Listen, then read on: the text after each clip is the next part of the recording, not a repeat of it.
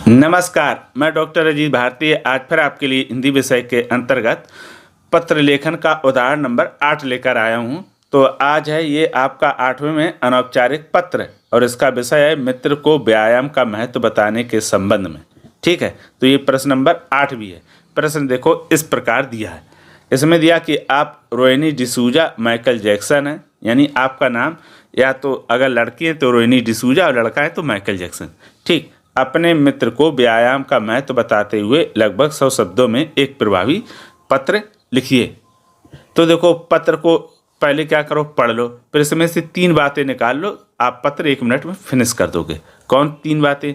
पहले तो ये पत्र कौन लिख रहा, रोहिणी डिसूजा या माइकल जैक्सन। किसको लिख रहे हैं? तो लिख रहे हैं अपने किसको, मित्र को। और विषय क्या है? व्यायाम। बस ये 3 चीज़ें हो गई जो आपको ध्यान रखनी। अब ये 3 चीज़ें आप निकाल लो, पत्र बहुत आसानी से लिख लोगे। चलो फिर अब लिखना शुरू करते हैं इसका उत्तर। तो सबसे पहले हम लिखेंगे उत्तर, ये लिख दिया। अब यहाँ पर क्या करेंगे, यहाँ लिख दो, या तो लिख दो पत्र लेखन। ठीक है, इस तरह से ये पत्र लेखन। और अगर ये लगे कि नहीं ये कम अच्छा लग रहा तो इसकी जगह पर ऐसे भी लिख सकते जैसे ये विषय दिया है, मित्र को व्यायाम का महत्व बताने के संबंध में पत्र। ठीक, 2 में से जो आपको उचित लगे वो लिख सकते हो। उसके पश्चात फिर हम लिखेंगे अपना पता, यानी जो पत्र लिख रहा है वो अपना पता लिखेगा। तो यहाँ पता लिख दिया कि मकान नंबर 404 पटेल चौराहा, फिर नोएडा उत्तर प्रदेश। इस तरह से हम पता लिख देंगे और उसके ठीक सामने लिखेंगे दिनांक। तो दिनांक लिख दी 22/5/2000 और 2x इसलिए बना दी ताकि वर्ष छिप जाए। जब हम परीक्षा में पत्र लिखते तो हम क्या बहुत सारी चीज़ें गोपनीय रखते, जैसे नाम, पता, दिनांक। तो यहाँ पर इसीलिए हमने दिनांक गोपनीय रखी। जब वास्तव में पत्र लिखेंगे तब हम ये बिल्कुल सही लिखेंगे। ठीक है, अगर चाहो तो ये जो दिनांक यहाँ लिखिए, चाहो तो इसके नीचे भी लिख सकते हो, या तो इसके ठीक सामने लिख दो या इसके नीचे लिख दो, दोनों तरह से लिख सकते हो। उसके पश्चात जो पत्र हम लिखेंगे इसको ऐसे सीक्वेंस में ही लिखेंगे, ध्यान रखना, आगे पीछे बिल्कुल ना करें। अब उसके आगे लिखते हैं कि प्रिय मित्र, फिर कॉमा लगा देते हैं, नमस्कार विस्मयाद बोधक चिन्ह लगा देते हैं।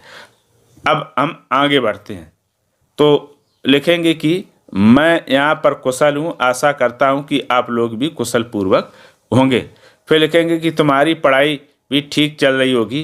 तुम्हारे पिताजी कल बाजार में मिले थे जो तुम्हारे स्वास्थ्य को लेकर चिंतित थे। पढ़ाई के विषय में वैसे तुमसे कुछ कहना ठीक नहीं है, लेकिन मुझे भी तुम्हारे स्वास्थ्य को लेकर चिंता लगी रहती है।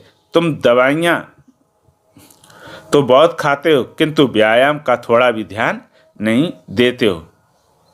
एक तो ये हो गया भाग। ठीक है, अब आगे फिर लिखेंगे मेरे अनुसार व्यायाम का महत्व पढ़ाई से कम नहीं है। यदि तुम्हारा शरीर स्वस्थ रहेगा तो तुम्हें अपनी पढ़ाई में और भी आनंद आएगा। कमज़ोर व्यक्ति के जीवन में कोई रस नहीं रहता। यदि तुम पढ़ाई में शिखर पर रहना चाहते हो तो इसके लिए व्यायाम करना बहुत ही आवश्यक है।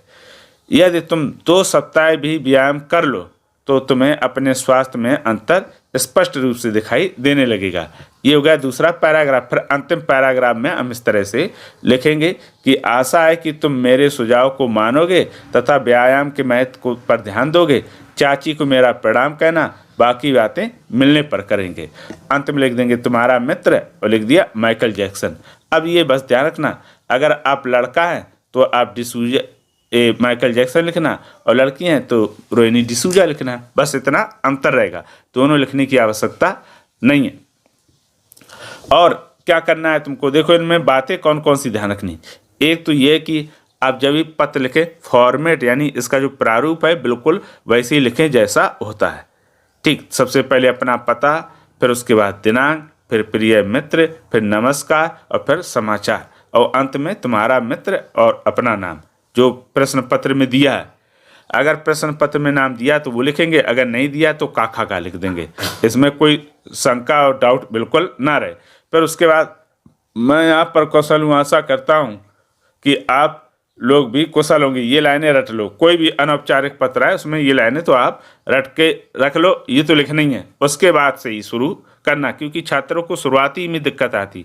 तो आप इसको लिख लोगे जो ये दिया है डेढ़ लाइन उसके बाद फिर लिखना शुरू करेंगे। तो इस तरह से अगर हम बहुत ही सुंदर, आकर्षक और प्रारूप के अनुसार पत्र लिखेंगे तो निश्चित तौर पर आपको पूरे में पूरे अंक देने से कोई नहीं रोक सकता है। तो बहुत आसान है पत्र लिखना। अगर उसके बाद भी कोई समस्या तो डाउट हो कमेंट अवश्य करिएगा।